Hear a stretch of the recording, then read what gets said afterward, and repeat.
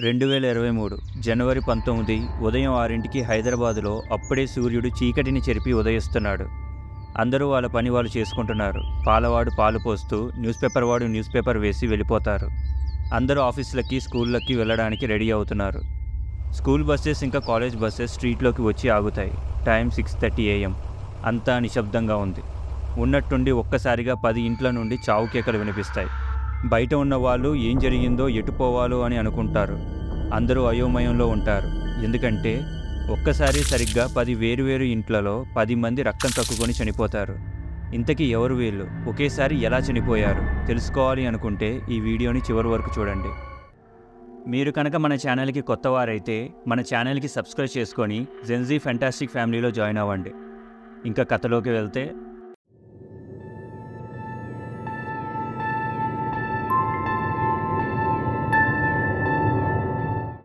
పవన్ ఒక ఇన్వెస్టిగేషన్ పని మీద హైదరాబాద్కి వస్తాడు. ఆ ఇన్వెస్టిగేషన్ గురించి ఎంక్వైరీ ప్రాసెస్లో పోలీస్ హెల్ప్ అవసరం అయింది.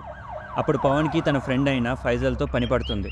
పవన్ ఇంకా ఫైజల్ ఇద్దరు చిన్నప్పటి నుంచి ఫ్రెండ్స్. ఇద్దరు స్టడీస్ అయిపోయాక పవన్ విదేశాల్లో సెటిల్ అవుతాడు. ఫైజల్ హైదరాబాద్లోనే ఎస్ఐలా పనిచేస్తాడు. 10 years తర్వాత మళ్ళీ ఇప్పుడే కలుసుకున్నారు. ఫైజల్ ఇంకా పవన్ సెలబ్రేట్ చేసుకుందామని అనుకుంటారు. కానీ అప్పుడే ఫైజల్కి కాల్ వస్తుంది. ఆ కాల్లో హైదరాబాద్లో ఒక స్ట్రీట్లో జరిగిన హఠాత్తు మరణాల గురించి ఇన్వెస్టిగేట్ చేయమని చెప్తారు. అప్పుడు ఫైజల్ పవన్కి, నేను వెళ్ళాలిరా, ఇంపార్టెంట్ వర్క్ ఉంది అని చెప్తాడు.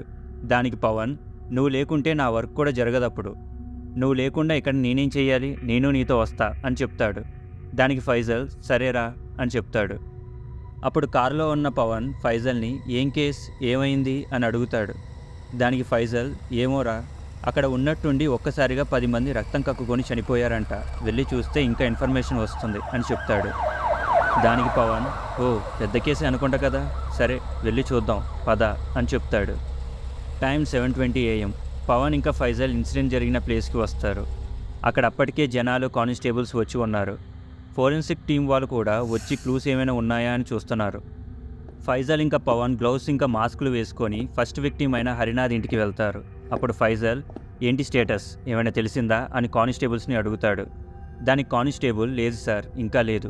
ప్రెస్ వాళ్ళు వచ్చి ఒకటే గోల చేస్తున్నారు, ఫోకస్ చేయలేకపోతున్నాం, మీరు వెళ్ళి వాళ్ళతో మాట్లాడండి అని చెప్తాడు. దానికి ఫైజల్, సరే నేను వెళ్ళి వాళ్ళకి ఏదో ఒకటి చెప్పి వస్తా అని చెప్పి ఫైజల్ ప్రెస్తో ఇలా చెప్తాడు. ఇప్పుడు ఇన్వెస్టిగేషన్ స్టార్ట్ చేశాము. బంధువులు వస్తున్నారు, ఇక్కడ మీరు ఇలా బ్లాక్ చేయకండి, బాడీస్ని పోస్ట్ మార్టానికి తరలిస్తున్నాం.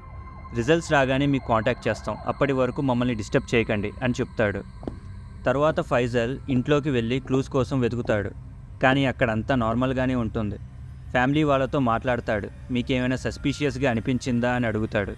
దానికి ఫ్యామిలీ మెంబర్స్, ఏం లేదు సార్, ఉదయాన్నే లేచి న్యూస్ పేపర్ చదువుతున్నాడు, పిల్లలు స్కూల్కి రెడీ అవుతున్నారు, టైం 6:30 అవడంతో రెడీ అవుదామని లేచి నుంచున్నాడు, అంతే అని ఏడుస్తారు.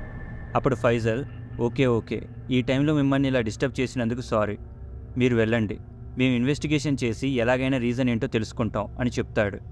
ఇంతలో అన్ని ఇంట్లోనూ ఉంచి డెడ్ బాడీస్ని పోస్ట్ మార్టానికి తరలిస్తారు. అప్పుడు టైం 8:20 కావస్తుంది. ఫైజల్ ఇంకా పవన్ ఫస్ట్ విక్టిమ్ ఇంటి నుంచి సెకండ్ విక్టిమ్ ఇంటి దగ్గరికి వెళ్తారు. అక్కడ ఉన్న పోలీసులతో మాట్లాడతారు. వాళ్ళకి ఏం క్లూస్ దొరకలేదని చెప్తారు. ఫోరెన్సిక్ వాళ్ళు క్లూస్ కోసం వెతుకుతున్నారు. అప్పుడు ఆ ఇంట్లో ఉన్న పని వాళ్ళని ఏం జరిగింది అని అడుగుతారు. దానికి ఆ పని వాళ్ళు, మా అయ్యగారు ఉదయాన్నే లేచి పిల్లల్ని లేపి పడుకున్నాడు.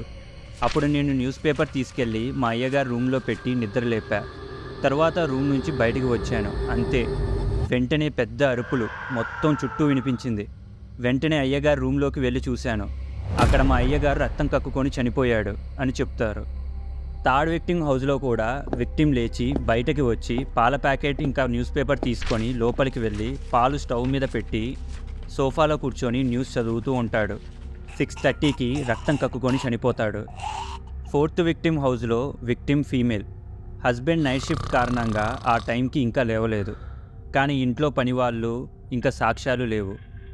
ఫిఫ్త్ విక్టిమ్ హౌస్లో విక్టిమ్ ఓల్డ్ మ్యాన్ బయట సోఫాలో పడుకొని న్యూస్ పేపర్ చదువుతున్నాడు. సిక్స్త్ విక్టిమ్ హౌస్లో విక్టిమ్ ఒక వర్కింగ్ ఉమెన్. లేచి బయటికి వచ్చి సోఫాలో పడుకొని ఫోన్ వాడుతూ ఉంటుంది.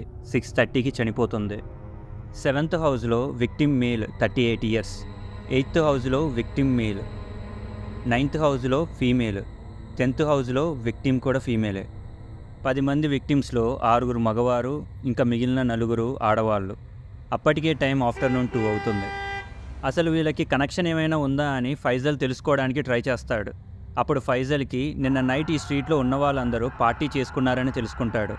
అక్కడ ఏమైనా ఫుడ్ ఐటమ్ కేవలం వీళ్ళు మాత్రమే ఏమైనా తినుంటారు, అది పాయిజన్ అయి ఉంటుంది అని అనుకుంటాడు. కానీ పోస్ట్మార్టం రిజల్ట్స్ వస్తేనే మనకి తెలుస్తుంది అని అనుకుంటాడు. అప్పుడు ఫైజల్ పవన్ని నీకు ఏమైనా తెలిసిందా, అబ్జర్వ్ చేసావా అని అడుగుతాడు. దానికి పవన్ ఇంకా ఏం లేదు, కానీ ఈ విక్టిమ్స్ ప్రొఫెషన్స్ ఏంటి అని అడుగుతాడు. దానికి కానిస్టేబుల్ వీళ్ళందరూ డిఫరెంట్ ప్రొఫెషన్స్, ఒకరు teacher, doctor, engineer, worker, contract worker ఇలా అని చెప్తాడు. అప్పుడు పవన్ ఓకే, ఇంకా వీళ్ళ ఫ్యామిలీ బ్యాక్గ్రౌండ్ ఏంటి అని అడుగుతాడు. అప్పుడు ఫైజల్ వద్దురా బాబు, నువ్వు ఆపే, నువ్వు ఈ కేసుని ఎటో తీసుకుపోతున్నావు, నువ్వు పారానార్మల్ ఇన్వెస్టిగేటర్ అని అన్ని కేసులు అవే అవుతాయని అనుకోకు, పోస్ట్మార్టంలో పాయిజన్ అని వస్తుంది చూడు అని ఫైజల్ పవన్తో చెప్తాడు. దానికి పవన్ అది కాదురా. అప్పుడు ఫైజల్ వద్దు ఆపే అని చెప్తాడు. ఇంతలో టైం ఈవినింగ్ 5:30 అవుతుంది. డాక్టర్స్ అందరూ బయటకు వచ్చి బాడీస్ని వాళ్ళ ఫ్యామిలీస్కి అప్పగిస్తారు. ఇంకా ఫైజల్, పవన్ పోస్ట్మార్టం చేసిన డాక్టర్స్ని కలిసి క్వశ్చన్స్ అడుగుతారు. అప్పుడు ఫైజల్ డాక్టర్ని కాజ్ ఆఫ్ డెత్ ఏంటి అని అడుగుతాడు. దానికి డాక్టర్ కాజ్ ఆఫ్ డెత్ వచ్చేసి వాళ్ళ బాడీస్లో ఉన్న ఇంటర్నల్ ఆర్గన్స్ అన్నీ హై ప్రెషర్కి ఎక్స్పోజ్ అయ్యి బ్లాస్ట్ అయిపోయాయి, దానివల్ల నవరంధ్రాల్లో నుంచి రక్తం వచ్చి స్పాట్లో చనిపోయారు. అప్పుడు ఫైజల్ ఎందుకలా అయ్యింది డాక్టర్, ఏమైనా పాయిజన్ ఎఫెక్టా అని అడుగుతాడు. అప్పుడు డాక్టర్ పాయిజనా, అలాంటిది ఏమీ లేదు, వాళ్ళ బాడీస్లో అసలు పాయిజన్ ఏమీ లేదు, బాడీస్లో ఏ విధమైన కెమికల్ సబ్స్టెన్స్ ఆర్ రియాక్షన్ లేదు, నార్మల్గానే ఉన్నాయి, కానీ ఆర్గన్స్ మాత్రమే పేలిపోయాయి అని చెప్తాడు. దానికి ఫైజల్ అవి నార్మల్గా పాసిబుల్ అవుతుందా అని అడుగుతాడు. దానికి డాక్టర్ లేదు, మనకి తెలియంది, మాకు పోస్ట్మార్టంలో కనిపించింది ఏదో అక్కడ ఉండి ఉండాలి, అది మాకు కనిపించకపోవచ్చు అని చెప్తాడు.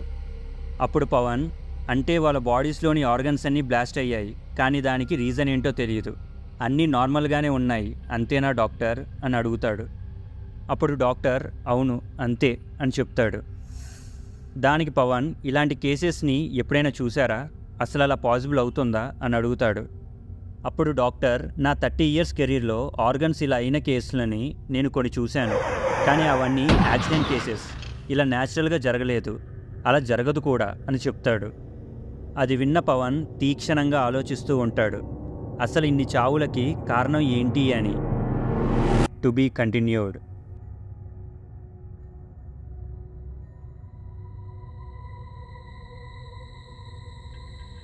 ఈ వీడియో మీకు నచ్చినట్లయితే ఈ వీడియోకి లైక్ చేసి, షేర్ చేసి, కామెంట్ చేయండి. ఇలాంటి మరిన్ని ఇంట్రెస్టింగ్ స్టోరీస్ కోసం మన జెన్జీ ఫెంటాస్టిక్ ఛానల్ని సబ్స్క్రైబ్ చేసుకోండి. Thank you.